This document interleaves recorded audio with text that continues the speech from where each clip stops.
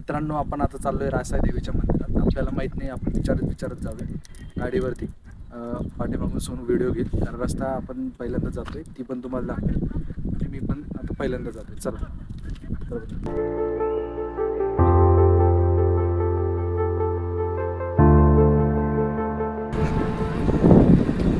काका, रासाई देवीचं मंदिर, रासाई देवी.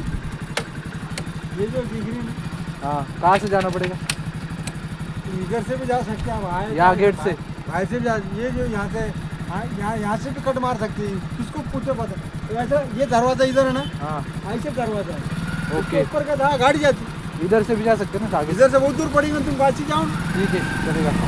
गौलीवाड़े में सीधा निकलो, ठीक है, ठीक है। क्या टेंशन। ओके, धन्यवाद। हाँ, वो तो आगे से ना।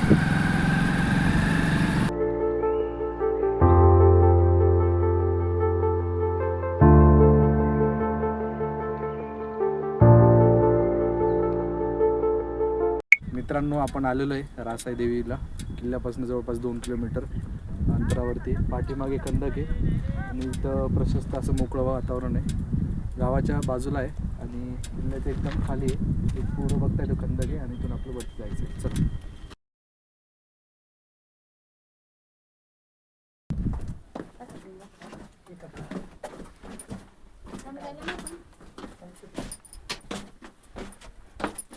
मित्रांनो, आपण आता एकदम खंदकावरून जातोय.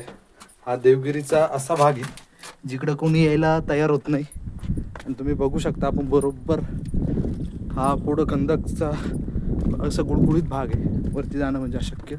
आणि हे खंदक म्हणजे हा भाग कोणी बघितला असेल म्हणा, पण जास्त काही नाही. पण आम्ही आलेलो इथं. हे बघा, पूर्ण पाणी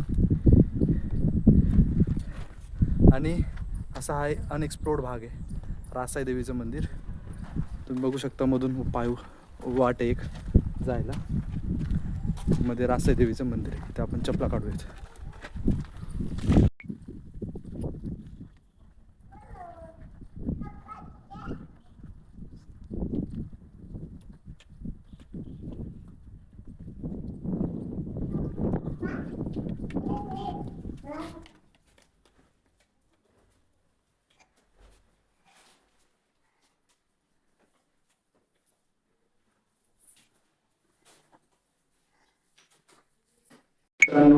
मित्रांनो, रासाई देवीचं महत्त्व असं आहे की तुम्ही मंदिराचा मूर्तीचा आकार बघू शकता. असं वाटतं की पूर्ण देवगिरी किल्ला त्यांनी हातावरती डोक्यावरती घेतलेला आहे.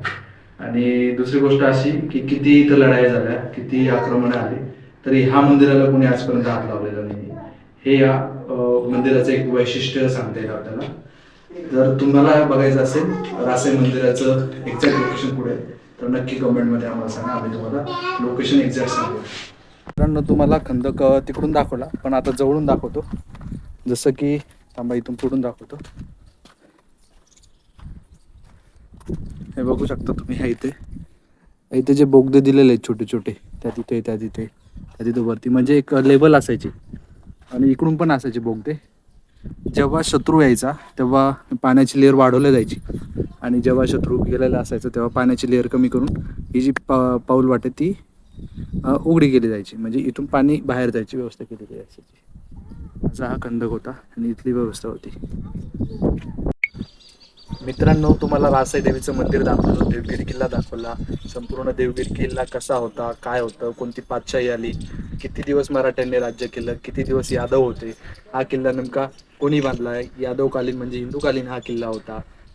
तुम्हाला खंदक दाखवायचा प्रयत्न केला, सगळं काही दाखवायचा प्रयत्न केला. फक्त आता एकच करा, सबस्क्राईब करा ना, हा व्हिडिओ जास्तीत जास्त लोकांना शेअर करा, जेणेकरून त्यांना संभाजीनगरची शान म्हणून ओळखल्या जाणाऱ्या देवगिरी किल्ल्याची माहिती जास्तीत जास्त लोकांपर्यंत पोहोचवता येईल. तुम्हाला हा व्हिडिओ आवडला असेल तर नक्की लाईक करा, शेअर करा आणि एक कमेंट करा, जेणेकरून आम्हाला प्रोत्साहन भेटेल असे नवीन नवीन व्हिडिओ टाकण्यासाठी. धन्यवाद.